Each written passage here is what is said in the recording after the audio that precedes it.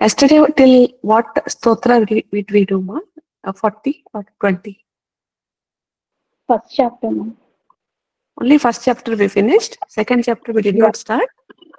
Yeah. Okay, fine. Today we'll do the second chapter. Okay. Second chapter is called Madhyama Charitam. It has 2, 3, 4 chapters. So just to not waste our time, we'll start. And as people do join, they just take the paper. Okay. I'll wait for 5 minutes. Wait.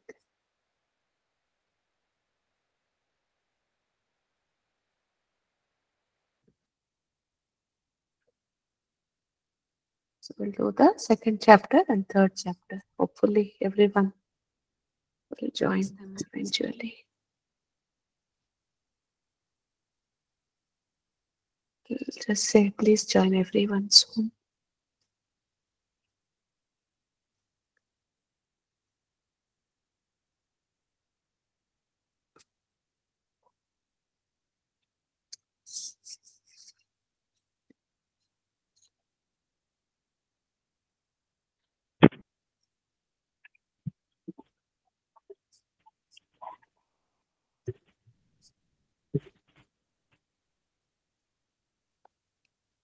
Okay.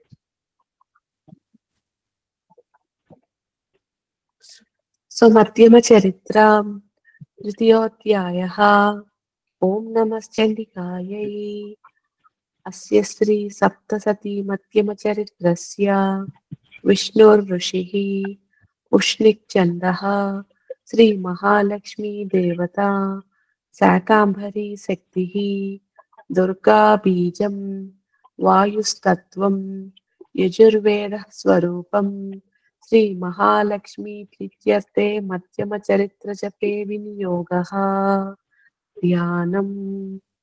I'll go slow. Akshaksak Parasugadeshu Kulisam Akshrak Parasu Gadeshu Kulisam Padmam Danu Pundikam Akshak Akshas Rak Parasu. Okay, Akshasrak Parasu.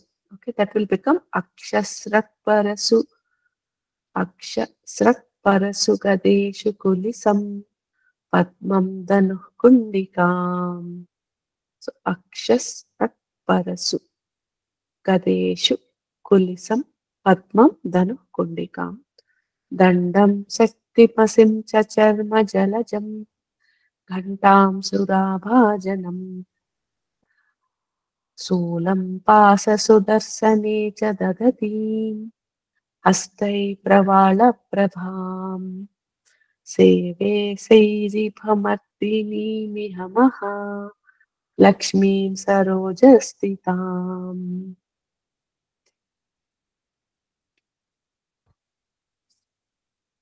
Got it, Amma? Got it, Amma?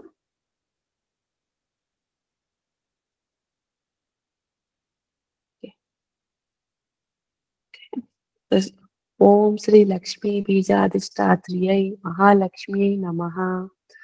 Rishiruvacha Devasuram Abhutyuttam Purnamaptasatam Pura Mahishe Suranam Adipe Devanam Cha Purandare Devasuram Abhutyuttam Purnamaptasatam Pura Mahishe Suranam Adipe Devanam Cha Purandare Tatrasurair Mahavirair Devasainyam Parajitam Tatrasurair Mahaviryai Devasainyam Parajitam Jitva cha Sakalan Devan Indro Bhun Mahishasuraha Jitva cha Sakalan Devan Indra Bhun Mahishasuraha Indro Bhun Mahishasuraha Tatah Parajita Devaha Padmayonim Prajapatim Tatah Parajita Devaha Padmayonim Prajapatim Puraskrutya Gatastatra Puraskrutya Gatastatra Yatre Sagarudatvajau Yatre Sagarudatvajau यथा वृत्तं तयोस्तत्त्वन् महिषासुरचेष्टितम् यथा वृत्तं तयोस्तत्त्वन् महिषासुरचेष्टितम् त्रिदशः कथयामासुर्देवाभिभवविस्तरम् त्रिदशः कथयामासुर्देवाभिभवविस्तरम् सूर्य इंद्र अग्नि indunam there is a it's a combination word, a big sandhi word. So I try to somebody is trying to join.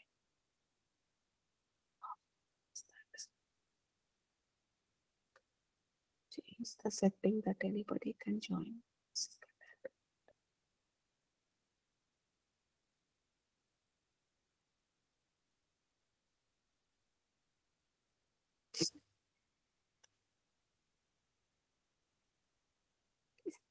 People can join by themselves. Okay. Suryendragni Nila Indunam Yamasya Varunasya cha अन्येषां चाधिकारान् सः स्वयम् एवादितिष्ठति अन्येषां चाधिकारान् सः स्वयम् एवादितिष्ठति. What is asking?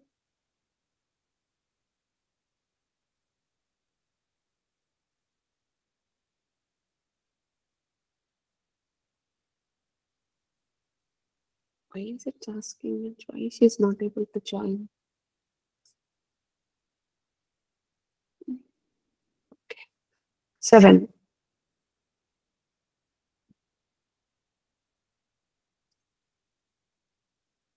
स्वर्गान् निराकृता सर्वे तेन देवगणा भुवि स्वर्गान् निराकृता सर्वे तेन देवगणा भुवि अमर्त्या महिषेण दुरात्मना चरन्ति यथा मर्त्या महिषेण दुरात्मना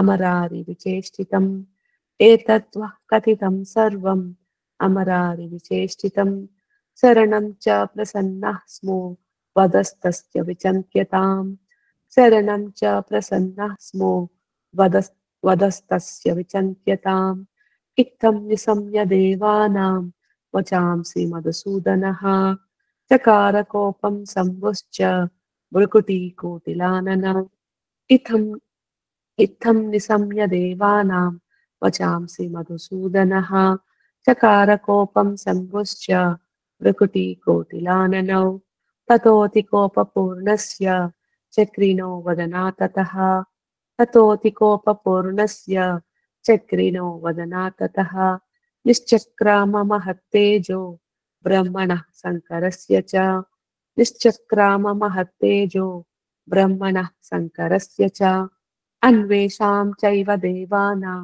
चक्रादीनां शरीरतः अन्येषां चैव देवानां चक्रादीनां शरीरतः निर्गतं सुमहत्तेजस् तचैक्यं समगच्छत निर्गतं सुमहत्तेजस् तचैक्यं समगच्छत अतीव तेजसः कूटं ज्वलन्तम् इव पर्वतम्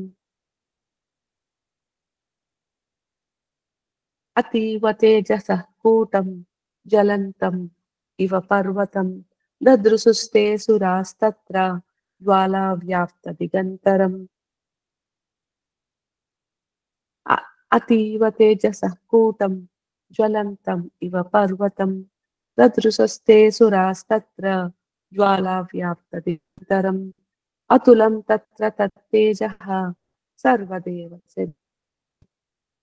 तत्र तत्तेजः सर्वदेव शरीरजम् एकस्थं तद्भुवन् व्याप्तविशा एकस्थं तद्भुवन्नारी व्याप्तलोकत्रयं द्विषा यतभूच्चाम्बवं तेजस् तेनाजायत तन्मुखम् यत् अभूच्चाम्बवं तेजस् तेनाजायत तन्मुखम् यां येन चाभवन् केसा बाहुवो विष्णुतेजसा यां येन चाभवन् केसा बाहुवो विष्णुतेजसा सौम्येन स्तनयो युग्मं मध्यं चैन्द्रेण चाभवत् सौम्येन स्तनयो युग्मं मध्यं चैन्द्रेण चाभवत् वारुणेन च झङ्गोरु नितम्बस्तेजसा भुवः वारुणेन च झङ्गोरु नितम्बस्तेजसा भुवः ब्राह्मणास्तेजसा पादौ तदाङ्गुल्यो अर्कतेजसा ब्रह्मणास्तेजसा पादौ तदङ्गुल्यो अर्कतेजसा वसूनां च कराङ्गुल्यः कौबेरेण च नासिकाम् वसूनां च कराङ्गुल्यः कौबेरेण च नासिका तस्यास्तु दन्तः सम्भूता प्रजापात्येन तेजसा तस्यास्तु दन्तः सम्भूता प्रजापत्येन तेजसा नयनात्रतयं जज्ञे तथा पावक तेजसा नयनत्रतयं जज्ञे तथा पावक तेजसा भ्रुवो च संज्ञयोस्तेजः श्रवणाव अनिलस्य च भ्रुवौ च संज्ञयोस्तेजः श्रवणाव अनिलस्य च अन्येषां चैव देवानां सम्भवस्तेजसां शिव अन्येषां चैव देवानां सम्भवस्तेजसां शिव ततः समस्तदेवानां तेजोराशि समुद्भवाम् ततः समस्तदेवानां तेजोराशि समुद्भवान् तां विलोक्य मुदं प्रापुर् अमरा महिषार्दितः तां विलोक्य मुदं प्रापुर् अमरा महिषार्दितः ततो देवा तदुस्तस्यै स्वानि स्वान्यायुधानि च ततो देवा तदुस्तस्यै स्वानि स्वान्यायुधानि च शूलं शूलद्विनिष्कृष्य ददौ तस्यै पिनाकृतक् शूलं शूलाद्विनिष्कृष्य ददौ तस्य पिनाकृतक् चक्रं च दत्तवान् कृष्णः समुत्पाट्य स्वचक्रतः च दत्तः तं च वरुणः शक्तिं तस्यै हुतासनः शङ्खं च वरुणः शक्तिं ददौ तस्यै हुतासनः मारुतो दत्तवांश्चापं बाणपूर्णे तथेषुधि मारुतो दत्तवांश्चापं बाणपूर्णे तथेषुधि वज्रमिन्द्रः समुत्पाट्य कुलिसाद् अमराधिपः वज्रमिन्द्रः समुत्पाट्य कुलिसाद् अमराधिपः ददौ तस्यै सहस्राक्षो घण्टाम् ऐरवतात् गजात् ददौ तस्यै सहस्राक्षो घण्टाम् ऐरवतात् गजात् कालदण्डाद्यमो दण्डं पासं चाम्बुपतिर्ददौ कालदण्डाद्यमो दण्डं पासं चाम्बुपतिर्ददौ प्रजापतिश्चक्षमालां ददौ ब्रह्मकमण्डलम् प्रजापतिश्चक्षमालां ददौ ब्रह्माकमण्डलम् समस्तरोमकोपेषु निजरस्मिन् दिवाकरः समस्तरोमकोपेषु निजरस्मिन् दिवाकरः Are you able to follow everyone? Is it okay? Okay. 24. कालश्च दत्तवान् खड्गं तस्यै च निर्मलम् कालश्च दत्तवान् खड्गं क्षीरोदश्चामलं हारम् अजरे च तथाम्बरे क्षीरोदश्चामलं हारम् च तथाम्बरे चूडामणिं तथा दिव्यं कुण्डले कटकानि च अर्धचन्द्रं तथा केयूरान् सर्वबाहुषु चूडामणिं तथा दिव्यं कुण्डले कटकानि च अर्धचन्द्रं तथा शुभ्रं केयूरान् सर्वबाहुषु नूपुरौ विमलौ तद्वत् ग्रैवेयकम् अनुत्तमम् नूपुरौ विमलौ तद्वत् ग्रैवेयकम् अनुत्तमम् आङ्गुलीयकरत्नानि समस्तास्वाङ्गुलीषु च आङ्गुलीयकरत्नानि समस्तस्वाङ्गुलीषु च विश्वकर्म ददौ तस्य परुषं चाति निर्मलम् विश्वकर्म ददौ तस्य परुषं चाति निर्मलम् अस्त्राण्यनेकरूपाणि तदाप्येदं च दंसनम् अस्त्राण्यनेकरूपाणि तदाभेद्यं च दंसनम् आम्लानपङ्कजां मालां शिरस्युरपि चापराम् आम्लानपङ्कजां मालां शिरस्युरपि चापराम् अददज्जलधिस्तस्यै पङ्कजं चाति शोभनम् अददज्जलधिस्तस्यै पङ्कजं चाति शोभनं हिमवान् वाहनं सिंहं आनि विविधानि च वाहनं सिंहं रत्नानि विविधानि च ददाव शून्यं सुरया पानपात्रं धनाधिपः ददाव अशून्यं सुरया पानपात्रं धनाधिपः शेषश्च सर्वनागेशो महामणिविभूषितं शेषश्च सर्वनागेशो महामणिविभूषितं नागाहारं ददौ तस्यै दत्ते यः पृथिवीमिमां नागाहारं ददौ तस्यै दत्ते युः पृथिवीममाम् अन्यैरपि सुरैर्देवी भूषणैरायुधैस्तथा अन्यैरपि सुरैर्देवी भूषणैरायुधैस्तथाः सम्मानिता ननादोच्चैः सार्तः सम्मुहुर्मुहुः सम्मानिता ननादोच्चैः सार्तः सम्मुहुर्मुहुः तस्या नादेन घोरेण कृत्स्नम् आपूरितं नभः तस्या नादेन घोरेण कृत्स्नम् आपूरितं नभः अमायताति महता प्रतिसप्तो महानुभूत् अमायताति महता प्रतिसप्तो महानुभूत् चुक्षुभुः सकलालोकः समुद्रश्च च कंपिरे मुषुक्षुभुः सकलालोकः समुद्राश्च च कंपिरे चचाल वसुधा चेलुः सकलांश्च महीधरः चचाल वसुधा चेलुः सकलांश्च महीधरः जयेति देवाश्च मुदा ताम् ऊचुः सिंहवाहिनीं जयेति देवाश्च मुदा ताम् ऊचुः सिंहवाहिनीं तुष्टुभूर्मुनयश्चैनां भक्तिनम्रात्ममूर्तयः तुष्णुभूर्मुनयश्चैनां भक्तिनम्रात्ममूर्तयः दृष्ट्वा समस्तं संक्षुब्धं त्रैलोक्यम् अमरारयः दृष्ट्वा समस्तं संक्षुब्धं त्रैलोक्यम् अमरारयः सन्नधा किल सैन्यास्ते समुत्तस्तुरुदायुधः सन्नधा किल सैन्यास्ते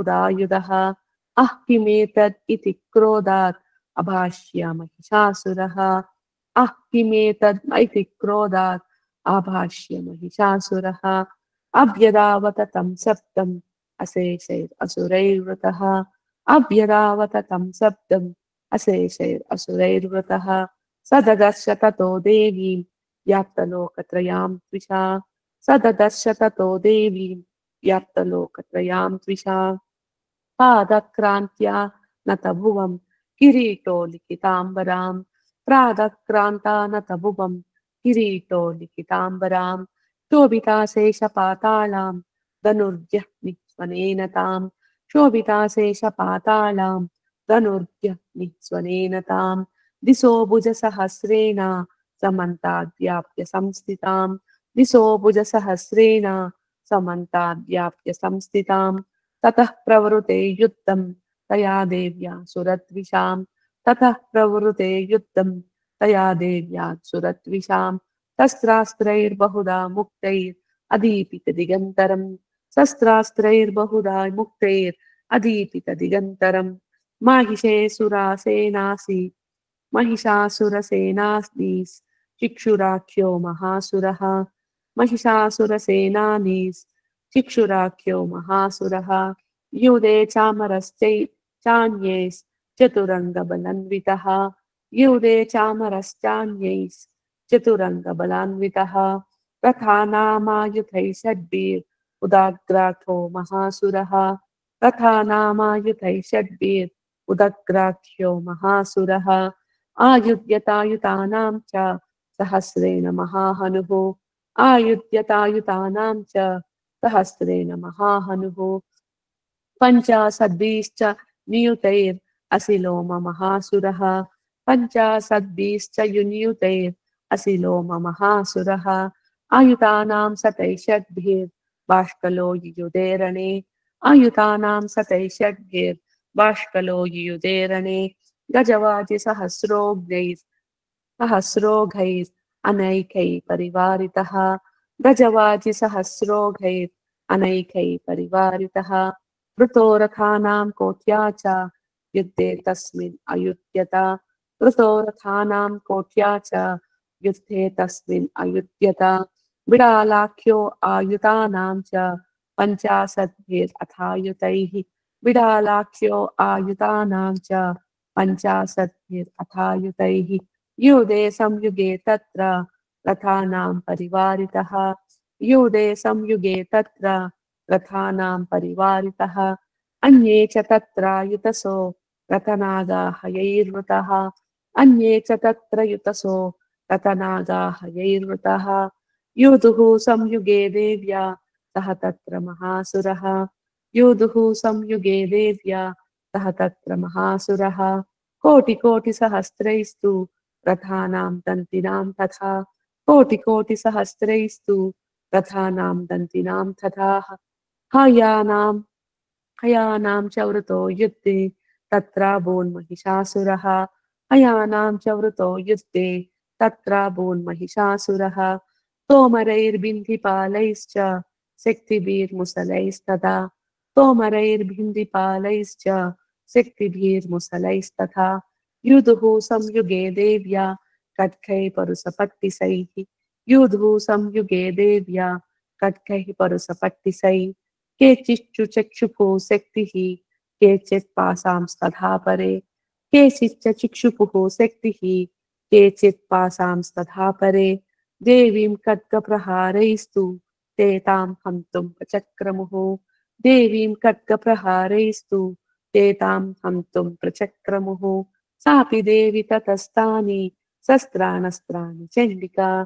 सापि सेवि ततस्तानि शस्त्राणस्त्राणि चण्डिका लीलयैव प्रचिच्चेद निजशस्त्रास्त्रवर्षिणि लीलयैव प्रचिच्चेद निजशस्त्रास्त्रवर्षिणि अनायास्तानना देवी स्तूयमाना सुदर्शिभिः अनायास्तानना देवी स्तूयमाना सुदर्शिभिः मुमोच असरौ देह येषु शस्त्रास्त्राणि चेश्वरी मुमोच असुर देह येषु शस्त्राण्यस्त्राणि चेश्वरी सोऽपि क्रुद्धो दूतसटो देव्या वाहन केसरी सोऽपि क्रुद्धो दूतसटो देव्या वाहन केसरी चचारासुरसैन्याशु वनेष्प इव हुतासनः चचारसुरसैन्येषु वनष्प इव सुतासनः निःश्वासान् मुमुचेयांश्च युद्धमाना रणेऽम्बिका निःश्वासान् मुमुचेयांश्च युध्यमाना रणेऽम्बिका त एव सद्य सम्भूता गणाः शतसहस्रशः त एव सद्य सम्भूता गणाः शतसहस्रशः योधोस्ते परशुभिर्बिन्दिपालसि पट्टिसैः योधोस्ते परशुभिर्बिन्दिपालसि पट्टिसैः नाशयन्तो असुरगणान् देवी शक्ति उपबृंहिताः नाशयन्तो असुरगणान् देवी शक्ति उपबृंहिताः ఇంకోసారి ఐఎమ్ రిపీటింగ్ వన్స్ అగైన్ మా యూదుస్తే పరుశుభిర్బిందిపాలసి పట్టిసైః యూదుస్తే పరుశుభిర్బిందిపాలసి పట్టిసైః నాశయంతో అసురగణాన్ దేవీ శక్తి ఉపబృంహితాః అవాదాయంతా పటహాన్ గణాశంకాస్తథా పరే అవాదాయంతా పటహాన్ गणः शङ्कास्तथा परे मृदाङ्गश्च तथैवान्ये तस्मिन् युद्धमहोत्सवे मृदाङ्गश्च तथैवान्ये तस्मिन् युद्धमहोत्सवे ततो देवी त्रिशूलेन गदया शक्तिवृष्टिभिः ततो देवी त्रिशूलेन गदया शक्तिवृष्टिभिः खड्गादिभिश्च शतसो निजगान महासुरान् खड्गादिभिश्च शतसो निजघान महासुरान् पातयामास चैवान्यान् घण्टास्वनविमोहितान् पातयामास चैव्यानान् घण्टास्वनविमोहितान् असुरान् भुवि पासेन बद्ध्वा च अन्यान् अकर्षयत् असुरान् भुवि पासेन बद्ध्वा च अन्यान् अकर्षयत् केचिद्विधा कृतास्तीक्ष्णैः खड्गपातैस्तथा परे केचिद्विधा कृतास्तीक्ष्णैः खड्गपातैस्तथा परे विपोदितानि पातेन गदया भुवि सेरते विपोदितानि पातेन गदया भुवि सेरते वेमुश्च केचिद् रुधिरं मुसलेन वृसंहताः विमुश्च केचित् रुधिरं मुसलेन वृषं हताः केचिन्निपतिता भूमौ भिन्नः शूलेन वक्षसि केचिन्निपतिता भूमौ भिन्नः शूलेन वक्षसि निरन्तरः सरोगेन कृतः केचित् रणाञ्जिरे निरन्तरः सरोगेन कृतः केचित् रणाजिरे सल्यना स- सल्यानुकारिणः प्राणान् मुमुचुस्त्रिदशार्दनः सल्यनो सल्यानुकारिणः प्राणान् मुमुचुस्त्रिदशार्दनः केषाञ्चित् बहवश्चिन्नाश्चिन्नग्रीवास्तथा परे केषाञ्चित् बाहवश्चिन्नाश्चिन्नग्रीवास्तथा परे तेषाम् अन्ये मध्ये विदारितः तिरांसि पेतुरन्येषाम् अन्ये मध्ये विदारितः विचिन्नजङ्गास्त्वपरे पेतुर्ऊर्व्यां महासुरः विचिन्नजङ्गास्त्वपरे पेतुर्ऊर्व्यां महासुरः एकबाहुवक्षिचरणः केचिद्देव्या द्विधाकृतः एकबाहुवक्षिचरणः केचिद्देव्या द्विधाकृतः चिह्नेऽपि चान्ये शिरसि पतितः पुनरुत्थितः चिह्नेऽपि चान्ये शिरसि पतितः पुनरुत्थितः ननृतुश्चापरे तत्र युद्धे तूर्लयाश्रितः ननृतुश्चापरे तत्र युद्धे तूर्यलयाश्रिताः कबन्धश्चिन्नशिरसः खड्गशक्तिरुष्टिपाणयः कबन्धश्चिन्नशिरसः खड्गशक्तिरुष्टिपाणयः तिष्ठतिष्ठेति भाषन्तो देवी मन्ये महासुरः तिष्ठतिष्ठेति भाषन्तो देवी मन्ये महासुरः पतात् पातितैरथनागास्वैः असुरैश्च च वसुन्धरा पातितैरथनागास्वैः आसुरैश्च वसुन्धरा अगम्या सा भवत्तत्र यत्राभूत् स महारणः अगम्या सा भवत्तत्र यत्राभूत् स महारणः शोणितो गा महानद्यः सद्यस्तत्र विशुश्रुवुः शोणितो तोघा शोणितोघा महानद्यः सद्यस्तत्र विशुश्रुवुः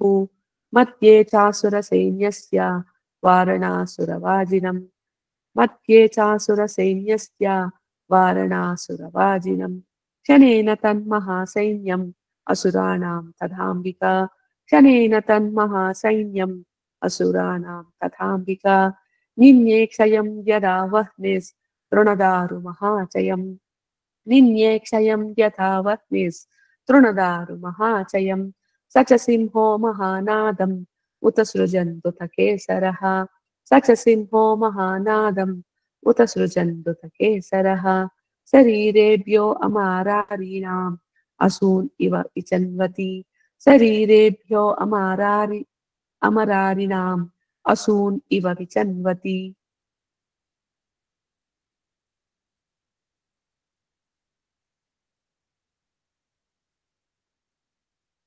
देव्या गणैश्च तैस्तत्र कृतं युद्धं तथासुरैः देव्या गणैश्च तैस्तत्र कृतं युद्धं तथासुरैः यतैषां तुष्टुभोर्देवः पुष्पवृष्टिमुचो दिवि इति श्रीमार्कण्डेयपुराणे सावर्णिके मन्वन्तरे देवी महात्म्ये महिषासुर सैन्यवधो नाम द्वितीयोऽध्यायः। ॐ नमो देव्यै महादेव्यै शिवायै सततं नमः। नमः प्रकृत्य भद्रायै नियता प्रणता स्मृतां साङ्गायै सपरिवारायै सवाहनायै सायुधायै स्वशक्तिकायै सर्वालङ्कारभूषितायै लक्ष्मीबीजाधिष्ठात्र्यै श्रीमहालक्ष्म्यै श्रीमाता महाराज्ञी जय जय श्रीचण्डिका परमेश्वरी माता जय जय नमः पार्वतीपतये हर हर महादेव शम्भो शङ्कर जय जय. So now what we will do is I will read the entire chapter. Okay, now we are given in break. Okay, so 1 second, I'll get the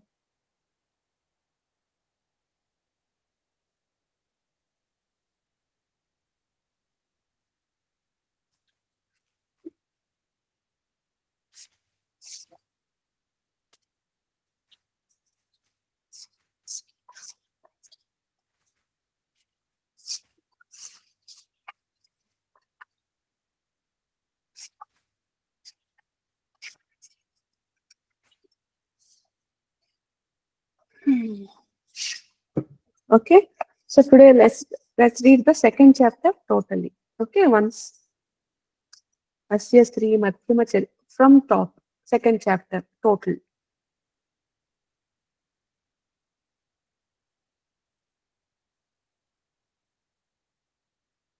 Okay, Asya Sri Madhyamacharitrasya Vishnurrushiः Ushnikchandः Sri Mahalakshmi Devata Shakambari Sektiः Durga Bijam Vayustatvam Yajurvedah Swarupam Sri Mahalakshmi Prityarte Madhyamacharitrachape Vinyoga Akshasratparsugadeshu Kulisam Padmam Dhanu Kunam विमसिं च चर्मजलजं घण्टां सुराभाजनं शूलं पाससुदर्शने च धरसीं त्रैत्रवालप्रभां देवेशैरिभमिहमः लक्ष्मीं सरोजस्थिताम् ॐ नमः सिद्धिकायै श्रीलक्ष्मीवीराधिष्ठात्र्यै महालक्ष्म्यै नमः ॐ ऋषरुवाच देवासुरमपुत्युक्तं पूर्णमप्यसतं पुरा. And reading like combined lines, okay, ma, so that you'll get to know how to read once you recite the whole, okay. महिषे सुराणामधिपे देवानां च पुरन्दरे तत्रासुर्महावीरैः देवसैन्यं पराजितां जित्वा च सकलान् देवान् इन्द्रो भून्महिषा देवः पद्मयोनिं प्रजापतिं पुरस्कृत्य गतस्तत्र यत्रे स गरुडध्वजौ यथा वृत्तं तयोस्तत्त्वत् महिषासुरचेष्टितं निरसः कथयामासुः देवापि भवविस्तरं सूरेन्द्राज्ञ नीलेन्दूनां यमस्य वरुणस्य च अन्येषां चाधिकारान् सः स्वयमेवाधिष्ठति स्वर्गा निराकृता सर्वे तेन देवगुणा भुवि विचरन्ति यथा मर्त्यः महिषेन दुरात्मना एतद्वा कथितं सर्वम् अमरारिविचेष्टितं शरणं च प्रसन्ना स्पृहा पदस्तस्य विचन्त्यताम् इतं निशम्य देवानां वचांसि मधुसूदनः चकारकोपं संवश्च भ्रुकुटीकोटिलाननौ ततोऽतिकोपपूर्णस्य चक्रिणो वदनत्ततः निश्चक्राममहत्तेजः ब्रह्मणा शङ्करस्य च अन्येषां चैव देवानां शक्रादीनं शरीरतः निर्गतं सुमहत्तेजः तचैक्यं समगच्छत अतीव तेजसः कूटं ज्वलन्तमिव पर्वतं तदृशुस्तसुरास्तत्र ज्वालाव्याप्तदिगन्तरम् अतुलं तत्र तत्तेजः सर्वदेवशरीरजम् एकस्तं तदभून्नारी व्याप्तलोकत्रयं दिशा यदा यद्भूचाम्बवं तेजः तेनाजायत तन्मुखं यां येन चाभवन् केशः बाहवो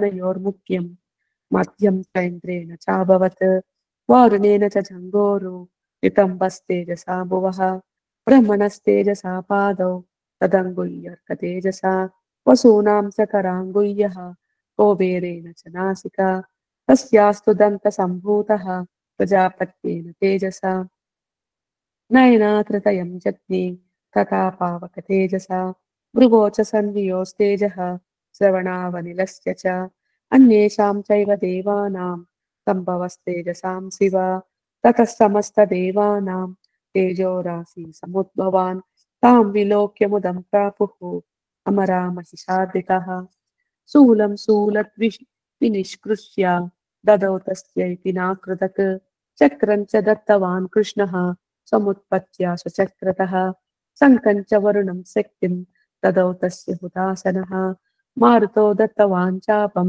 बाणपूर्णे तथेषुधि वज्रमिन्दसमुत्पाट्य तुलिसादमराधिपः तदौ तस्यै सहस्राक्षः घण्टामैरावतात् गजात् कालदण्डाद्यमो दण्डं पासं चाम्बुपतिर्ददौ प्रजापतिश्चक्षमालां ददौ ब्रह्माकमण्डलम् समस्तरोमकोपेषु निजरस्मिन् दिवाकरः कालश्च दत्तवान् खड्गं तस्यै चर्म च निर्मलं क्षीरोदश्चामलं हारं अजरे च तदाम्बरे चूडामणिं तदा दिव्यं कुण्डले काटिकानि च अर्धचन्द्रं तथा शुभ्रं केयूरां सर्वबाहुषु नूपुरौ विमलौ त्वद्वत् ग्रैवेयाकनमुत्तमम् अङ्गुलीयकरत्नानि तमस्तस्वाङ्गुलीषु च विश्वकर्म ददौ तस्यै चाति निर्मलम् अस्ताननेकरूपाणि तथा वेद्यं च दंसनम् आम्लानपङ्कजामालं शिरुष्युरपि चापरम् अददज्जलदिस्तस्यै पङ्कजं चाति शोभनम् हिमवान् वाहनं सिंहं रत्नानि विविधानि च ददावशून्यं सुरया पानपात्रं धनाधिपः देशश्च सर्वनागेशः महामणिविभूषितं नागाहारं ददौ तस्यै दत्ते यः पृथिवीमिमाम् अन्यैरपि सुरैर्देवी भूषणैरायुधैस्तथा समानिता ननादोचैः साट्टहासं मुहुर्मुहुः तस्यानादेन घोरेण कृष्णामापूरितं नभः अमयातातिमहता प्रतिसप्तो महानुभो चुक्षुभु सकला लोका समुद्राश्च च कम्पिते चचालवसुधा चेलुः सकलाश्च महीधरा जयेति च मुदा देवः तामुचो सिंहवाहिनी तुष्टुवु तुष्टुवुर्मुनयश्चैनां पत्तिनम्रात्ममूर्तयः तुष्टमस्तं संक्षुब्धं त्रैलोक्यममरारयः सन्नादा किल सैन्यास्ते सुमुक्तस्तुररायुधः अः किमेतदिक्रोधात् अभाष्यमासुरः अद्यदावत तं सप्तम् अशेषरसुरैर्वृतः सदर्श ततो देवीं व्याप्तलोकत्रयां द्विषा पादक्रान्त्या नतभुवं किरीटोलिखिताम्बरं शोभिताशेषपातालं धनुर्ज्यानि स्वनेन तां दिशो भुजसहस्रेण समन्ताद्व्याप्य संस्थितां ततः प्रवृते युद्धं तया देव्या सुरद्विषां शस्त्रास्त्रैर्बहुधा मुक्तैः अधीतितदिगन्तरं महिषासुरसेनानिः चिक्षुराख्यो महा Okay, ma? Are you able to follow? युधे चामरश्चैन्यः चतुरङ्गबलन्वितः रतानामयुतैः षड्भिः उदाक्राख्यो महासुरः आयुध्यतायुतानां च सहस्रेण महाहनुः पञ्चाशद्भिश्च नियुतैः असिलो महासुरः अयुतानां शतैः षड्भैः बाष्कलो युधेरणे गजवाजिसहस्रौघैः अनेकैः परिवारितः यतो रथानां कोट्या च युद्धे तस्मिन् युध्यत विरालाख्यो आयुधानां च पञ्चाशत् विरथायुधैः युधे संयुगे तत्र रथानां परिवारितः अन्ये च तत्र युतसः रतनागाहैर्वृतः युधो संयुगे देव्या सह तत्र महासुरः कोटिकोटिसहस्रैस्तु रथानां दन्तिनां तदा हयानां च वृतो युद्धे तत्र भून्महिषासुरः स्तोमैर्भिन्दिपालैश्च शक्तिभिर्मुसलैस्तथा युधो संयुगे देव्या खड्गैः परुषपट्टिसैः केचिच्च चिक्षुपो शक्तिः केचित् पासान् तथा परे देवीन् खड्गप्रहारैस्तु ते तां हन्तुं च चक्रमुः सो सापि देवी प्रतस्तानि शस्त्राणस्त्राणि चण्डिका लीलयैव प्रचिच्छेद निजशस्त्रास्त्रवर्षिणी अनया स्थानना देवी स्तूयमाना सुरर्षिभिः मुमोचासुरदेहाशु शस्त्राणस्त्राणि चेश्वरी सोऽपि क्रुद्धो दूतसटः देव्यः वाहनकेसरी चचारसुरसैन्येषु वनेष्वो हुतासनः विश्वासान् मुमुचेयांश्च युध्यमाना रणेऽम्बिका त एव सद्य सम्भूतः गणः शतसहस्रशः युधस्य परशुभिः बिम्बि पालसी पट्टिसैः नाशयन्तो असुरगणान् देवी शक्त्युपबृंहिताः आवदायन्तपटहान् गणासङ्कान् तथा परे मृदगांश्च तथैवान्ये तस्मिन् युद्धमहोत्सवे ततो देवी त्रिशूलेन गदया शक्तिवृष्टिभिः खड्गादिभिश्च शतसः निजगानमहासुरान् पातयामास चेवानान् घण्टास्वनविमोहितान् असुरान् भुविपासेन तद्वाचान्यान् कर्षयत् केचिद्विधा कृताः तीक्ष्णैः खड्गपातैस्तथा परे विपोतिथा निपातेन गदया भूमि सेरते व्यमुश्च केचिद्रुदिरं मुसलेन वृषं हतः केचिन्न पतिता भूमौ भिन्ना शूलेन वक्षसि निरन्तरा सरोगेण कृतः केचिद्रणाजिरे सेनानुकारिणः प्राणान् मुमूचु स्त्रीदशार्दनः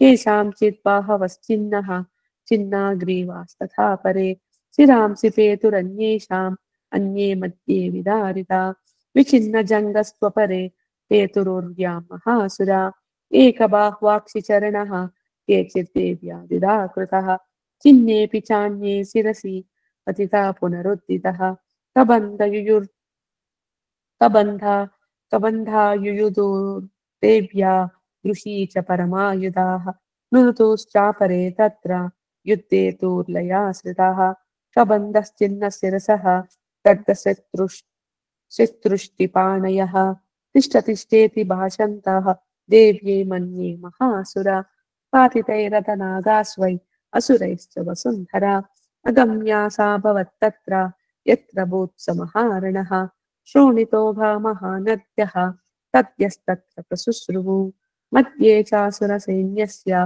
वारणासुरवाजिनं शनेन मतन्महासैन्यम् असुराणां तथाम्बिका येने क्षयं यदा वह्नि तृणदारु महाचयं स च सिंहो महानादं कुत्स्रजन्दुतकेसरा शरीरेभ्यो अमरारिणाम् असूनीव विचन्वती देव्या गणैस्ततैस्तत्र कृतं यत्तं तथासुरैः यथैषां तुष्टुमुर्देवः पुष्पवृष्टिमुचो दिवि ओके मा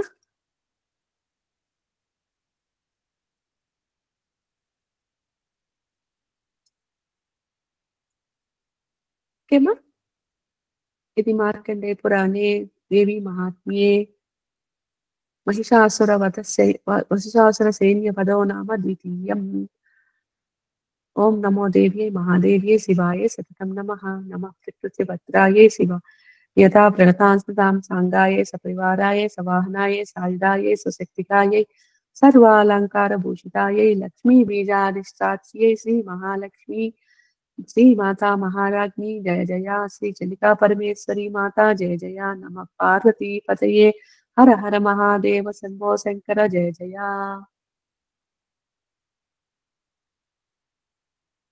ओके मा थर्ड चैप्टर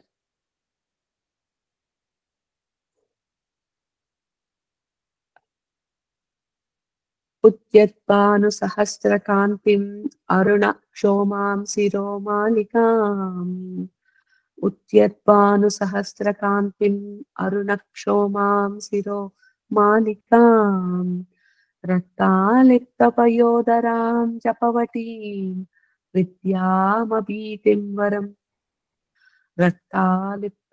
रक्तालिप्तपयोदरां जपवटीं विद्यामभीतिं वरम् हस्ताब्जैरदतीं त्रिनेत्रविलसत्वक्तारविन्दश्रियम् देवीं बद्धहिमां सुखण्डमुकुतां वन्दे अरविन्दस्थिताम् हस्ताब्जैरदतीं त्रिनेत्रविलसत्वक्तारविन्दश्रियम् देवीं बद्धहिमां सुरेखण्डमुकुताम् वन्दे अरविन्दस्थिताम् bottom tune it is like this up and down up and down up and down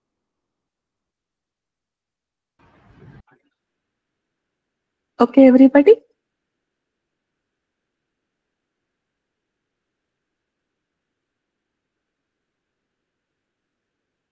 अष्टाविंशतिवर्णात्मिकायै महालक्ष्म्यै नमः ऋषरुवाच निहन्यमानं तत्सैन्यम् अवलोक्य महासुरः निहन्यमानं तत्सैन्यम् अवलोक्य महासुरः सेनानिश्चिक्षुरुः कोपात् युयो युद्धम् अथाम्बिकाम् सेनानि सेनानिश्चिक्षुरुः कोपात् यो युद्धम् अथाम्बिकाम् स देवीं सरवर्षेण ववर्ष समरे सुरः Isma third chapter just now started.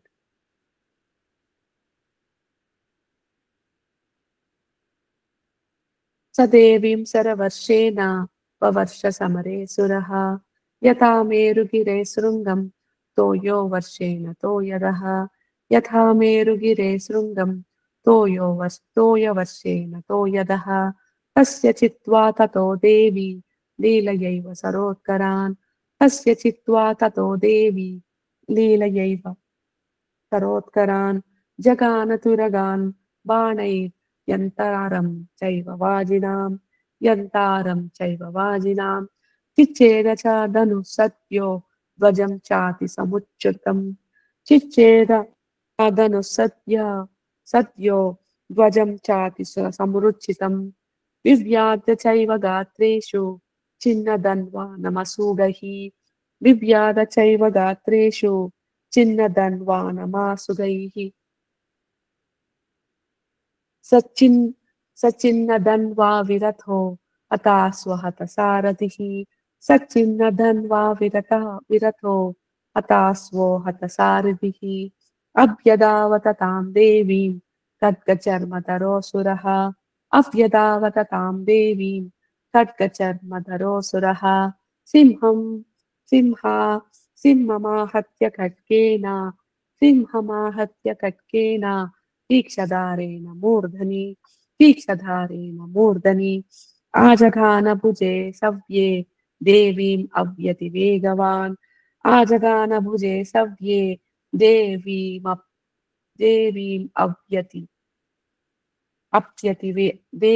अप्यति वेगवान् तस्य खड्गो भुजं प्राप्य पफाल नृपनन्दना तस्य खड्गो भुजं प्राप्य पफाल नृपनन्दना ततो जग्राह शूलं सा कोपाद् अरुणलोचनः ततो जग्राह शूलं स कोपाद् अरुणलोचनः चिक्षेप च ततस्तत्तु भद्रकाल्यां महासुरः चिक्षेप च ततस्तत्तु भद्रकाल्यां महासुरः ज्वाज्वाल्यमानं तेजोभिः रविबिम्बम् इवाम्बरात् ज्वाज्वाल्यमानं तेजोभिः रविबिम्बम् इवाम्बरात् दृष्ट्वा तत् आपतच्छूलं देवी शूलम् अमुञ्चता दृष्ट्वा तत् आपतच्छूलं देवी शूलम् अमुञ्चता. So that line, no, when you see in the Gita standard book, it becomes like Drishtva tadapatachulam devi sulamumunchata. It comes like that, okay? But see, Drishtva tadapatachulam devi sulamumunchata. So if you read like this, you can't make what is the meaning. That's the reason you divide it into Drishtva tat apatacha chulam devi sulam amunchata. So that way, when you're knowing the meaning of each letter and word, it becomes so easy for us to understand. So when we do the satsang classes, we'll do the meaning of each of these lines. Yajalyamanam tejobhi ravibimba ivambarat. Yajalyamanam tejobhi ravibimbam ivambarat. Drishtva tad apatachulam devi sulam munchatat. दृष्ट्वा तत् अपतचूलं देवूलम् अमुञ्चता तच्चूलं स तदा तेन नीतं शूलं स च महासुरः तच्चूलं स तदा तेन नीतं शूलं स च महासुरः अते तस्मिन् महावीर्ये महिषस्य च मूपतौ अते तस्मिन् महावीर्ये महिषस्य च मूपतौ आजगाम गजारूढः चामरस्त्रीदशार्दनः आजगामगजारूढः चामरस्त्रीदशार्दनः सोऽपि शक्तिं मुमूचाथ देव्यास्ताम् अम्बिकाधृतं सोऽपि शक्तिं मुमोचाथ देव्यास्ताम् अम्बिकाधृतम् ओङ्कारविहतां भूमौ पातयामास निष्प्रभाम् ओङ्कारविहतां भूमौ पातयामास निष्प्रभाम् भग्नां शक्तिं निपपतितां दृष्ट्वा क्रोधसमन्वितः भग्नां शक्तिं निपतितां दृष्ट्वा क्रोधसमन्वितः चिक्षेप चामरशूलं बाणैस्तदापि साक्षिणत् चिक्षेप चामरशूलं बाणैस्तदापि साक्षिणत् तथा सिंहासमुत्पत्य गजकुम्भान्तरे स्थितः तथा सिंहासमुत्पत्य गजकुम्भान्तरे स्थितः बाहुयुद्धेन युधे तेनोच्चैस्त्रीदसारिणा बाहुयुद्धेन युधे तेनोच्चैस्त्रीदसारिणा युध्यमानौ ततस्तौ तौ तस्मान्नागान् महीं गतौ युद्धमानौ ततस्तौ तौ तस्मान्नागान् महीं गतौ युधातेति संरब्धौ प्रहारै अतिदारुणैः युधातेति संरब्धौ प्रहारै अतिदारुणैः ततो वेगात्कमुत्पत्य निपत्य च मृगारिणा करप्रहारेण शिरश्चामरस्य पृथक् कृतम् करः प्रहारेण शिरश्चामरस्य पृथक् कृतम् उदग्रश्चरणे देव्या शिलावृक्षादिभिर्हतः उदग्रश्चरणे देव्या शिलावृक्षादिभिर्हतः दन्तमुष्टितलैश्चैव करालश्च निपातितः दन्तमुष्टितलैश्चैव करालश्च निपातितः देवी क्रुद्धा गदापातैश्चूर्णयामास चोद्धतम् देवी क्रुद्धा गदापातैश्चूर्णयामास चोद्धतम् बाष्कलं भिन्दिपालेन बाणैस्ताम्रं कथान्तकम् बाष्कलं भिन्दिपालेन बाणैस्ताम्रं कथान्तकम् उग्रस्याम् उग्रवीर्यं च तथैव च महाहनुम् उग्रास्यम् उग्रवीर्यं च तथैव च महाहनुम् त्रिनेत्रा च त्रिशूलेन जघान परमेश्वरी त्रिनेत्रा च त्रिशूलेन जघान परमेश्वरी बिडालस्यासिनाकायात् पातयामास वै शिरः बिडालस्यासिनाकायात् पातयामास वै शिरः दुर्धरं दुर्मुखं चोभौ शरैर्निन्येयमक्षयम् दुर्धरं दुर्मुखं चोभौ शरैर्निन्येयमक्षयम् एवां संक्षीयमाने तु स्वसैन्ये महिषासुरः एवं संक्षीयमाने तु स्वसैन्ये महिषासुरः माहिषेन स्वरूपेण त्रासयामास तान् गणान् माहिषेन स्वरूपेण त्रासयामास तान् गणान् कांश्चितुण्डप्रहारेण पुरैक्षेपैस्तथा परान् कांश्चितुण्डप्रहारेण पुरक्षेपैस्तथा परान् लाङ्गुलाताडितांश्चान्यान् शृङ्गाभ्यां च विदारिता लाङ्गुलाताडितांश्चान्यान् शृङ्गाभ्यां च विदारिता वेगेन कांश्चिदपरान् नादेन भ्रमणेन च वेगेन कांशिजादपरान् नादेन भ्रमणेन च निःश्वासपवनेनान्यान् पातयामास भूतले निःश्वासपातयामान्यान् निःश्वासपावनेनान्यान् पातयामास भूतले निपात्य प्रमथानीकम् अभ्यधावत सोऽसुरः निपात्य प्रमथानीकम् अभ्यधावत सोऽसुरः सिंहं हन्तुं महादेव्यः कोपं चक्रे ततोऽम्बिका सिंहं हन्तुं महादेव्यः कोपं चक्रे ततोऽम्बिका सोऽपि कोपान् महावीर्यः कुरक्षुणमहीतलः सोऽपि कोपान् महावीर्यः क्षुरक्षुणमहीतलः शृङ्गाभ्यां पर्वतान् उच्चांस् शिक्षेप च ननाद च शृङ्गाभ्यां पर्वतान् उच्चांस् शिक्षेप च ननाद च वेगभ्रमणविक्षुण्णा महीतस्य वशीर्यता वेगभ्रमणविक्षुण्णा महीतस्य व्यसीर्यता लाङ्गुलेनाहताश्चाब्धिः प्लावयामास सर्वतः लाङ्गुलेनाहताश्चाब्धिः प्लावयामास सर्वतः कृतशृङ्गविभिन्नश्च खण्डं खण्डं युयुर्धनाः कृतशृङ्गविभिन्नश्च खण्डं खण्डं युयुर्धनाः श्वासानिलास्तसतसो निपेतुर्नभः सोऽचलाः श्वासानिलास्ता सतसो निपेतुर्नभः सोऽचलाः इति क्रोधसमात्मातम् आपतन्तं महासुरम् इति क्रोधसमात्मातम् आपतन्तं महासुरम् दृष्ट्वा सा चण्डिका कोपम् तद्वदाय तदाकरोत् दृष्ट्वा सा चण्डिका कोपम् तद्वधाय तदाकरोत् सा क्षिप्त्वा तस्य वैपासं तबबन्ध महासुरम् सा क्षिप्त्वा तस्य वैपासं तं बबन्ध महासुरम् तत्याजमाहिषं रूपं सोऽपि बद्धो महामृदे तत्याजमाहिषं रूपं सोऽपि बद्धो महामृदे ततः सिंहो अभवत् सत्यो यावत् तस्याम्बिका शिरः तथा सिंहो अभवत् सत्यो यावत् तस्याम्बिका शिरः चिन्तति तावत् पुरुषः खड्गपाणिरदृश्यत चिन्तति तावत् पुरुषः खड्गपाणिरदृश्यत तत एवासु पुरुषं देवी चिच्छेद सायकैः तत एवासु पुरुषं देवी चिच्छेद सायकैः तं खड्गचर्मणा सार्धं ततः सोऽभून्महागजः तं खड्गचर्मणा सार्धं ततः सोऽभून्महागजः करेण च महासिंहं तं चकर्ष जगर्ज च करेण च महासिंहं तं चकर्ष जगर्ज च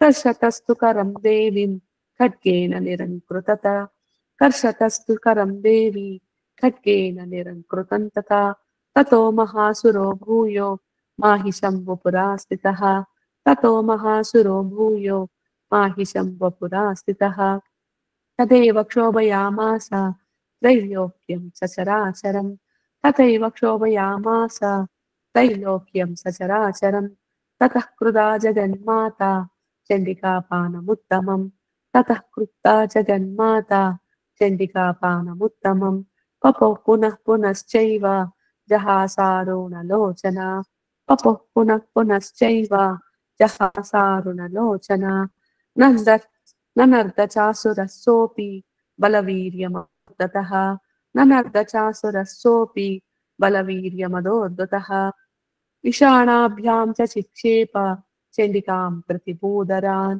विषाणाभ्यां च चिक्षेप चण्डिकां प्रतिबोधरान् स च तान् प्रहितां स्तेन चूर्णयन्ति सरोत्तरैः सा च तान् प्रहितांश्चैन चूर्णयन्ति सरोत्तरैः उवाच तं मदोद्धूत मुखारागकुलाक्षरम् उवाच तं मदोद्धूत मुखारागकुलाक्षरम् देव्य उवाच गर्ज गर्ज क्षणं मूढ मधु यावत् पिबाम्यहम् गर्ज गर्ज क्षणं मूढ मधु यावत् पिबाम्यहम् मया त्वयि हतैत्रैव गर्जिष्यन्त्यासु देवतः गर्ज गर्ज क्षणं मूढः मधु यावत् पिबाम्यहम् मया त्वयि हतैत्रैव गर्जिष्यन्त्यासु देवतः ऋषिरुवाच एवम् उक्त्वा समुत्पत्त्या सारूढा तं महासुरम् एवम् उक्त्वा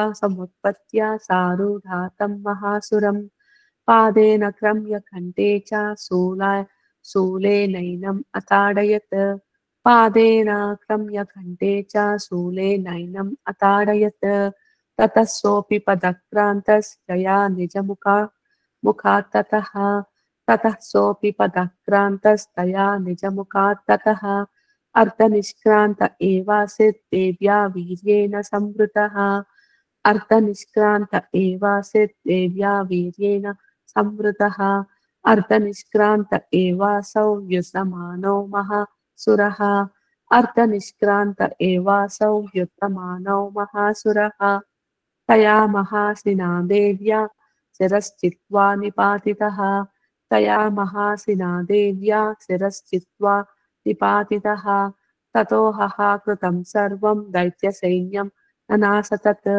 ततो कृतं सर्वं दैत्यसैन्यं ननासतत् प्रहर्षं च परं जग्मुः सकला देवतागणः प्रहर्षं च परं जग्मुः सकला देवतागणः तुष्टुवोस्तां सुरा देवीं सह दिव्यैर्महर्षिभिः तुष्टुवोस्तां सुरा देवीं सह दिव्यैर्महर्षिभिः जगुर्गन्धर्वपतयो नृतुश्चाप्सरो गणः जगुर्गन्धर्वपतयो नृतुश्चाप्सरो गणः श्रीमार्कण्डेयपुराणे सावर्णे मन्वन्तरे देवी महात्म्ये महिषासुरवधो नाम तृतीयोऽध्यायः. I'll just get water. We'll do one more full third chapter recitation. Okay.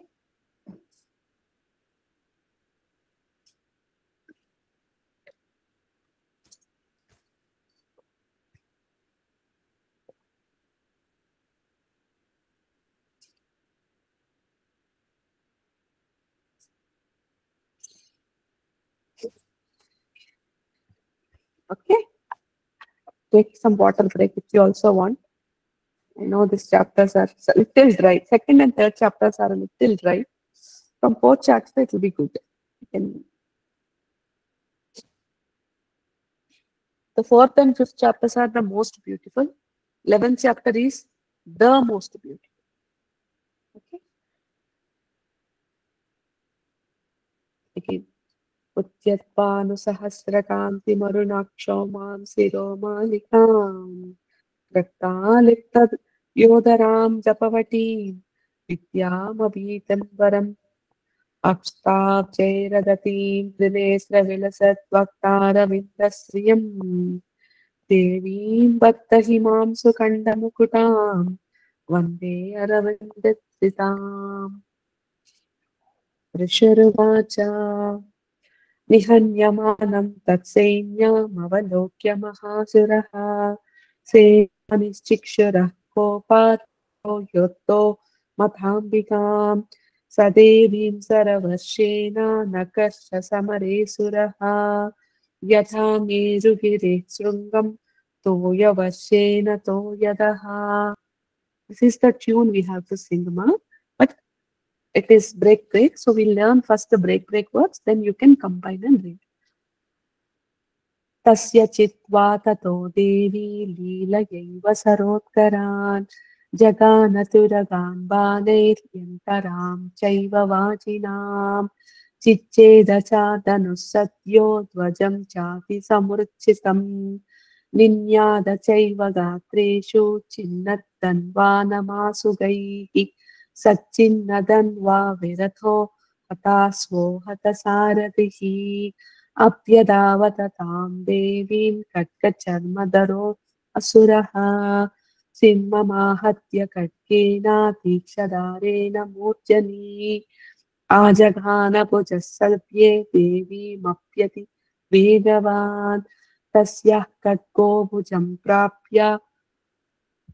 प्राप्याफालनृपनन्दना तस्याः खड्गो भुजं प्राप्य फालनृपनन्दना ततो जाग्राहशूलं स कोपदारुणलोचनः चिक्षेप च ततस्तत्तु भद्रकाल्यां महासुरः ज्वाजल्यमानं तेजोभिरविबिम्ब विवाम्बरात् दृष्ट्वा तदा पताच्छूलं देवी शूलमुमुञ्चत तेन तच्च तदा नीतं शूलं स च महासुरः हते तस्मिन् महावीर्ये महिषस्य च मूपतौ आजगामगजारूढाश्चामरस्त्रीरसार्दनः सोऽपि शक्तिं मुमूचाथा देव्यास्तामुम्बिका धृतम् ओङ्काराभिहतां भूमौ पातयामास निष्प्रभाम् भग्नां शक्तिं निपतितां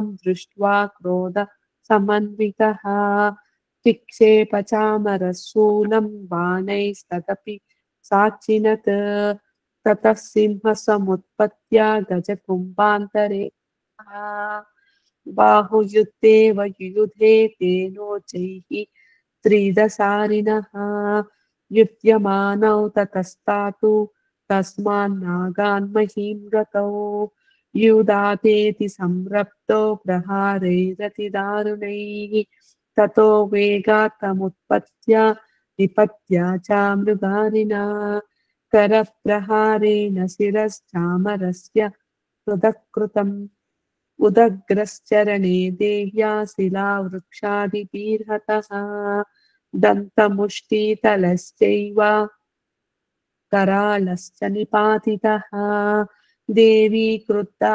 गदापातैश्चूर्णयामास चोत्ततम् बाष्कलं भिन्दिपालेन बाणैस्ताम्रं तथान्धकम्. You're able to get ma? Okay, I am reading it combined just for you to get the tune. Okay, otherwise first we will read only the words. Okay, if I don't teach this, you will think that is final. That is till you get to the word meaning.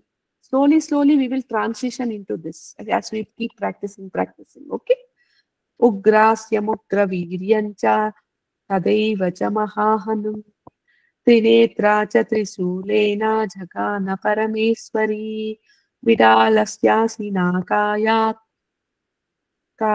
पातयामानस मानवै मानसै मानवै शिरः दुर्धरं दुर्मुखं चोभौ शरैर्निन्येयमक्षयम् एवं संक्षीयमाने तु स्वसैन्ये महिषासुरः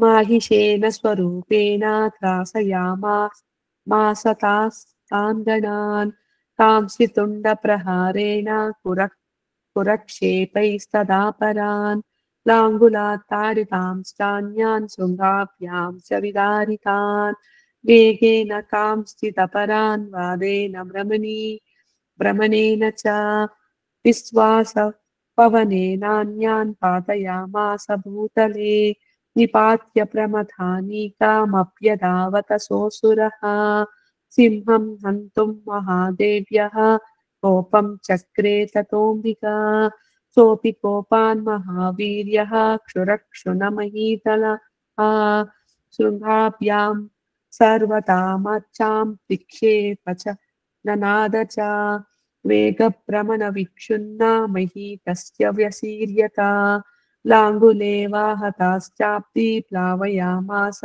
सर्वतः द्रोतसिंहनिबन्धश्च खण्डं खण्डं युमूर्ध्वा सस्यानिलास्ता सतसो निपेतुर्नभसोच्चलः इति क्रोधसमात्माता मापतन्तं महासुरम् दृष्ट्वा सा चण्डिका कोपं तद्वधाय चतोकरोत् साक्षिप्त्वा तस्य वैपासं तं बबन्ध महासुरम् तत्याजमाहिषं रूपं सोऽपि बद्धो महामृते ततो सिंहोऽभवत् सत्यो यावत्यास्याम्बिका शिरः चिन्तति तावत् पुरुषः खड्गपाणिरदृश्यत त एवासु पुरुषं देवी चिच्चेदसाय सायकैः तं खड्गचर्मणा पार्दं ततत्सोऽभून्महागजः करेण च महासिंहं तं च कर्ष च कर्षतस्तु करं देवीं खड्गेन निरकृन्तत ततो महासुरो भूयो माहिषं वपुरा स्थितः तदैव क्षोभयामास त्रैलोक्यं सचराचरम् ततः कृत्वा जगन्माता चण्डिकापानमुत्तमम् सापौ पुनश्चैव जहासारुणलोचना ननर्दचासुरः सोऽपि बलवीर्यमदोत्ततः विषाणाभ्यां च चिक्षेपा चण्डिकां प्रति भूधरान् सा च तान् प्रहितान् स्तेन चूर्णयन्ती सरोत्करैः उवाच तं मदोदूता कुलाक्षरम् देव्योवाच गर्ज क्षणं मूढा मधु यावत् पिबाम्यहम् मया त्वयि हतैत्रीव गर्जिष्यं देवतः ऋषिरुवाच एवमुक्ता समुत्पात्य सारूढा तं महासुरम् पादेनाक्रम्य कण्ठे शूलैनैनमताडयत् ततः सोऽपि वदाक्रान्तास्तया निजमुखात्तदा अर्धनिष्क्रान्त एवापि देव्या वीर्येण संवृतः अर्धनिष्क्रान्त एवासौ युद्धमानो महासुरः तया महासिना देव्या शिरश्चित्वा निपातितः ततो कृतं सर्वं दैत्यसैन्यं सनासतत् प्रहर्षं च परं जग्मु सकला देवतागुणाः तुष्टुभोस्तां सुरा देवीं सह दिव्ये महर्षिभिः जगुर्गन्धर्वपतयो नृतुश्चापरो गणः इति श्रीमार्कण्डेयपुराणे सावर्णिके मन्वन्तरे देवी महात्म्ये महिषासुरवधो नाम तृतीयोऽध्यायः। ॐ नमो देव्यै महादेव्यै शिवायै सततं नियता गायै साङ्गायै नायै सर्वा विंशतिवर्षाणि श्रीमहालक्ष्म्यै श्रीमाता महाराज जय जया श्रीचण्डिका परमेश्वरी माता जय जया नमः पार्वती हर हर महादेव शम्भो शङ्कर जय जया।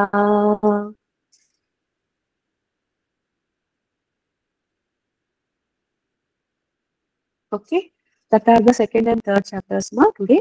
Tomorrow I will work a little while and give you the fourth and fifth chapter. I'm thinking, can I combine the Telugu version, English version tomorrow, because it's only recitation.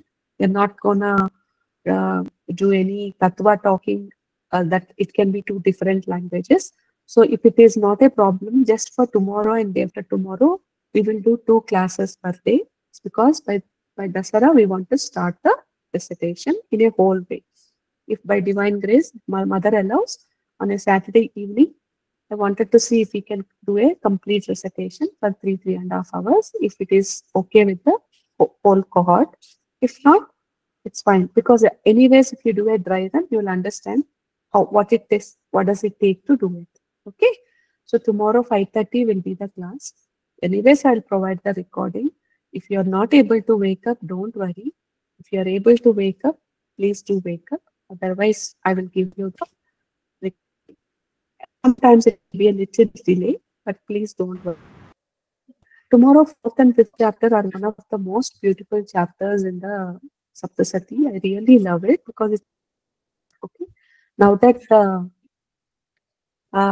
so tomorrow and day after tomorrow, fifth and sixth chapters, it will be good, right? If I understand the constraints, in case if you're not able to pick up, it's okay. Okay. So I'll give the copy in a while, both in Telugu and English. So both of you can just have a look. And tomorrow at 5:30 in the morning and at night 7:30 in the evening. Morning by divine, by if at all mother allows, we will do the fourth and fifth chapter. They're small only. It's in the 1.5 hour class. And then in the evening, we will do sixth and seventh chapter. Okay. So that we will do two chapters, 6th and 7th, 8 and 9, 10 and 11. So by Friday, they will be done with the all the 11. In the morning, we'll do 12 and 30. And then Saturday evening, if at all we are able to do a little more, I would wish to complete it by Friday night, if at all possible. So that Saturday morning, we can once do the Navavarna Vidhi or the Anganyasa, Karanyasa, and the total in the morning once. And after that, we can do the dry run in the Saturday evening. That's what I'm thinking. Let us see how it goes. Okay. So tomorrow we will do the fourth, fifth, and sixth chapter in the morning, most probably. Okay. Let us see. Amma, you're mute, Amma Lavanya. Is that your mother who is sitting next to you? Yes, ma.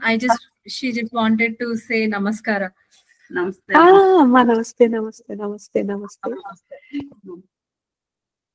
Nice అమ్మా, nice, మంచిదమ్మా. మీరు కూర్చున్నారు, చాలా బాగుంది, enjoy చేస్తూ వింటున్నారు, చూశాను నేను. బాగుంది. నాకు చాలా కాళ్ళు బాగుంది. నొప్పులే బాగున్నాయి. నా నొప్పుల నుంచే నాకు కొంచెం ఇబ్బందిగా ఉంటది. చాలా ఇష్టం ఆ, అన్ని కానీ చేయలేకపోతున్నా కొన్ని. చేద్దామమ్మా, చేద్దాం. When the time is right, we will heal ourselves. సరే అమ్మా, Please. అయితే today we will do the fourth and fifth. I will have to do little fifth chapter. So I will right now. If they have no doubts, means will do the end of the call and meet tomorrow morning. Is that okay, everyone? Okay, ma, then. I will post the copy in a little while. After I have my dinner, I will again work on it and post the copy so that I'll do once proofreading and send it. Okay? Okay, ma. Thank you so much then. अरुण से जगदम्बा अर्पणमस्तु. किरण बाबू, आपने late के आज join हुआ, हमारा class खत्म हो गया. Sorry. हम guest से करते हैं. कोई बात नहीं. कल 1-2 दिन थोड़ा सा तो ये दिन, हाँ, उसके बाद let us do it at 7:30 every day. See, but एक दिन है कि today we have done only 2 chapters. This is how we will do every day. Okay, so that any working people also won't feel like, oh my God, I have to work for 3 hours, 4 hours to recite Saptasati. एक part pay slowly करते करते रहेंगे तो enjoy करते पढ़ते अपने time pay ही पढ़ सकते हैं. We don't have to stress ourselves that, oh, I don't have, मेरे पास इतना टाइम नहीं है जैसा conversation. Right? So, आज आपके आशीर्वाद से 3 दफा मैंने रिसाइटेशन कंप्लीट कर 3 दफा?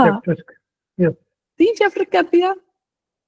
अच्छी बात, मुझे बहुत अच्छी लगी. You are able to recite. अब तो पहले ही बुक था तो आपको मालूम होना चाहिए. तो अच्छी बात है बाबू.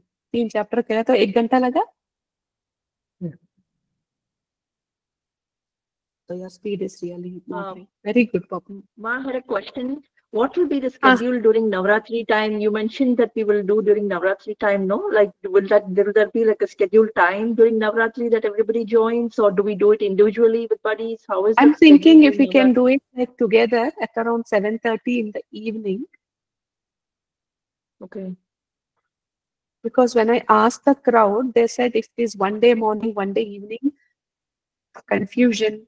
Which day is morning, which day is evening. So I thought, okay, let us do in the evening 7:30 to 8:30, 9, like same time. Okay.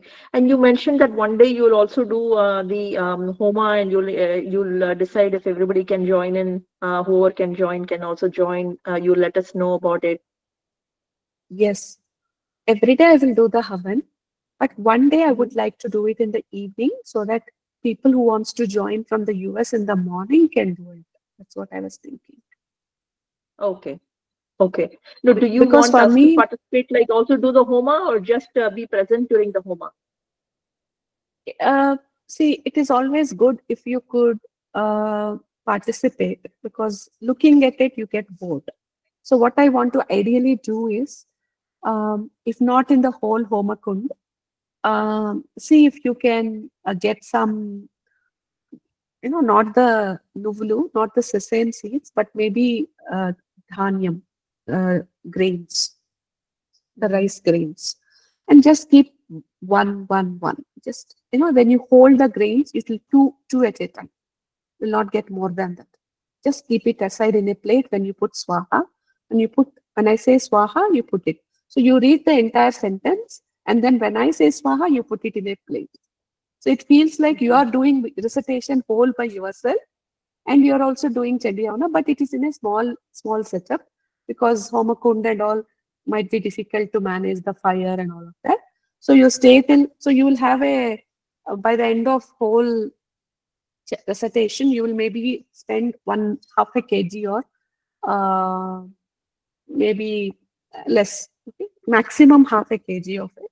So what you can do is, then you can just get some small sticks and one small setup where you can fire it, and when the camphor, put a coconut piece and put some camphor and burn it, like fire it, and then when you fire it and the fire comes, you put all of this, because already I have done the sankalpa. So you just put the fire inside it.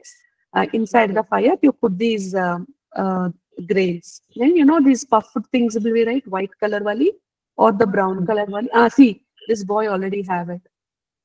Yeah, maybe a big, yeah, this size is perfect. This size is perfect. So, So you want no, rice, you said? What else can we use? Rice and what else? not rice, ma, grains. Uh, The the rice with uh the husk. Oh, okay. The nellu we say. Okay, okay. Okay. That is what we Yeah, should use. yeah. Like the puri, Not we the call it sesame puri. seeds. The rice. That one. Puri. We Adenamma, make like adenamma. laddus with that sometimes. Yeah. Laddu. We make it like with for Kartike, we make it like in Tamil, we make it with that. We call it nel puri. We call it nel puri because it has that husk, no? Ah, It's like puffed rice, but with that. But yeah. You can we also call get it nel puffed puri. rice. If you have puffed rice also is fine. It works. Oh, puffed rice is also fine. Okay, poha. Not poha. Ah. Not poha. I will put it in the group. I will put it, Amma. Don't. Okay. And that At all, if beginning, that anyone wants to sankalpam that you said we should use, no, with the ask them to nakshatram, get the these. day the nakshatram and all that. Where can we get a write up of that, ma? Like you said at the beginning, no, you do our sankalpam. You say what day it is, what Ah. city it is, and do Sankalpa is there in the booklet. Amma. it is there in the okay. We just have to see the Panchangam and see. If you want that Okay. information, I'll fill and give. Not ever. Okay. Okay. Thank you. That way, no, you will feel that you're doing it, but you're not managing the whole fire aspect. It will be in a simpler way. Devima told me this hack because when we do havan, it feels like, Ma, I will also tell you one more thing. If you can manage, okay, the best option is always gud ka halwa, jaggery ka rice. Parwand we call it, right? Yeah, we make jaggery Cook rice, some chakra pongal. chakkar pongal without the all those nuts. Okay, We use that as be very dravya. careful. It's very good, very good. Okay, you can Okay, so use that also. So get some small. Okay, it depends on your home kund. Okay, if you have a small setup, just set this setup. Mhm. If you put this much, you need lot of fire. Right. Usually I buy 2.5 sack of wood, firewood, Mm. big logs. Big log is 1 sack, and Mm. 2.5 is small twigs. Mm.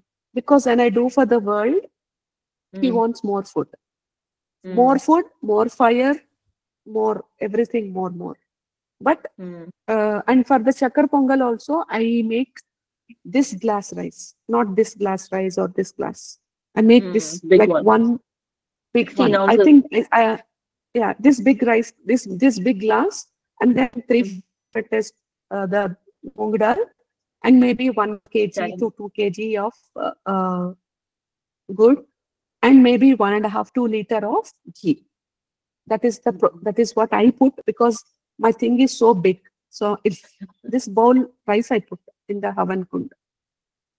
Okay. Because she keeps, if I put little, she'll say, give me more. I'm hungry.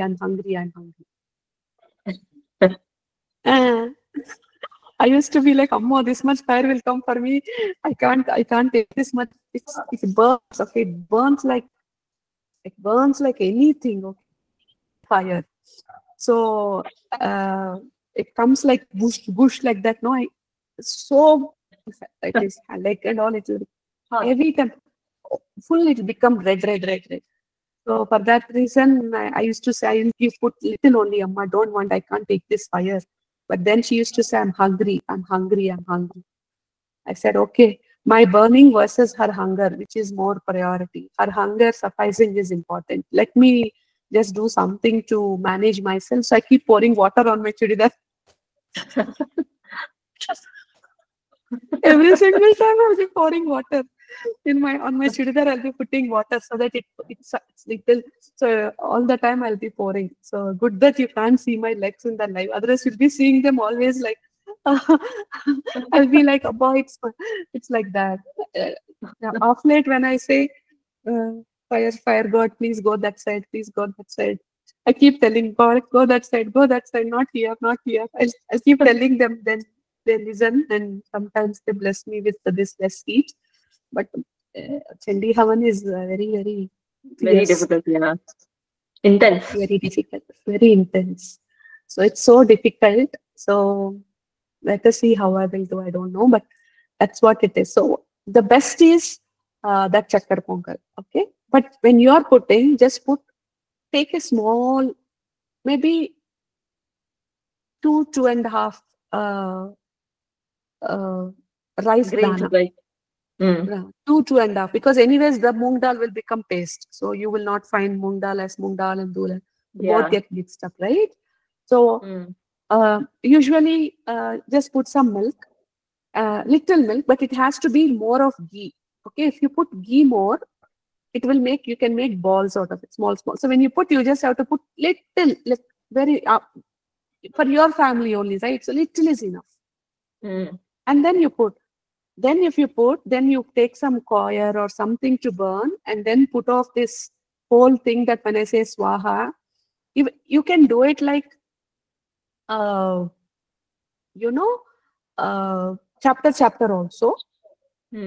Okay, or you can do it like after I complete the whole havan, when I'm doing the Purnahuti, you can keep all of that and put it Ready. some more like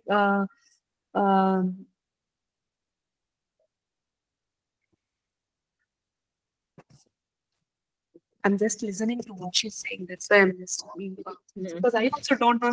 I don't know how to tell it. So I'm like listening to what she's telling, how she wants it to be done. Because when I said do the grains, she said don't tell grains. I want Chakkar Pongal. That's why I shifted off to Chakkar Pongal immediately. Tooch karke.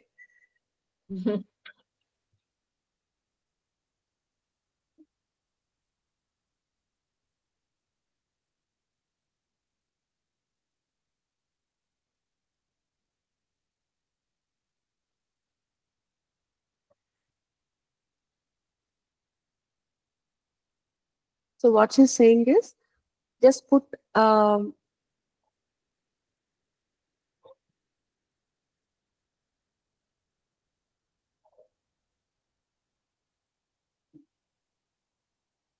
she's saying when we say swaha, ideal would be okay. Ideal would be you have a home kund with yourself. Put the fires, okay, and then you fire it. And as I am saying the mantra, you there virtually say swaha and there. This is the most ideal setup. And put the So Chakkar for Pongal that there. you need 1 feet, 1.5 feet havan kund, 2 feet, 2.5, 2.5, 1.5, 2 feet. This is the ideal length. If you have very small, then I have what a you could small do one is, at home. I have a small one. My son used to do, I told you, right? So I have a very small one. That's a small square one I have. yeah, what will be the dimensions? 1 feet maybe, right? Yeah, probably that much only. So Yeah. the small square, yeah. Small one. So that is the reason. What she's saying is, it is better, give very little quantity, okay, because the kund is very small. Or you can do alternatively in a big bandli, like the kadai, the one which you use, a big one. Because Chandi Havan doesn't happen in small affair. It's a magnanimous affair. So it's a big one. So you need at least this big kadai. So better is you put it all aside, and when everything, you just make the fire so live, and then put all of this, saying once for all swaha. So when you're doing also, we can do, right? Simultaneously. Yeah, you can do, but that small kund will not be able to hold that much of firewood and all of that. For 3 hours, yeah. Yeah. If you do it for one chapter, it will be totally okay.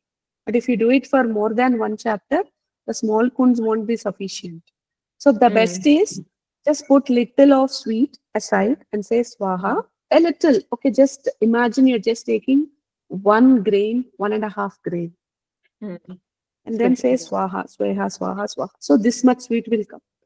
After that whole sweet comes, you put all of that into the fire and burn it. Mm. That Okay. itself is like perfect. Doing. Because I am doing and you're doing parallel with me. This will not be like a traditional way how we usually do with purohits, but this is get the in a smaller way, which we can manage at home. You could try this. But the only thing you should care about is the kadai. In case if you don't have a havan kund, you're doing it in a big kadai. Ensure that that kadai is not cooked non-veg. That's all is the condition. We don't eat non-veg, so that's No, I'm just not. I know you don't. Just for the forum, Yeah. because many people.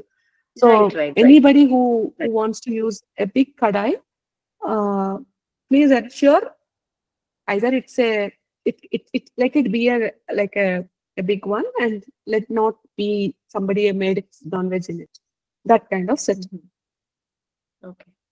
But with all of this, if you just make 1 feet by 1 feet, it should be enough. That because it's a virtual setup where you will. Mm. But it's just that you're doing at the comfort of your homes. Okay.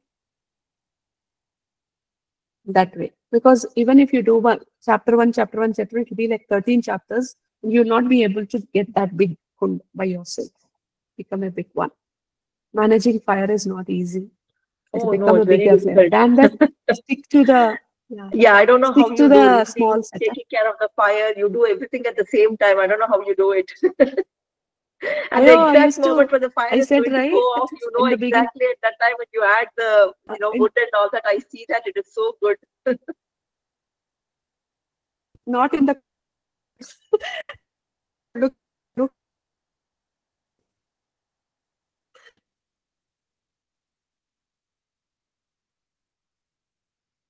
And teasing me also, ma'am. He used to cry and do in the beginning. What he used to.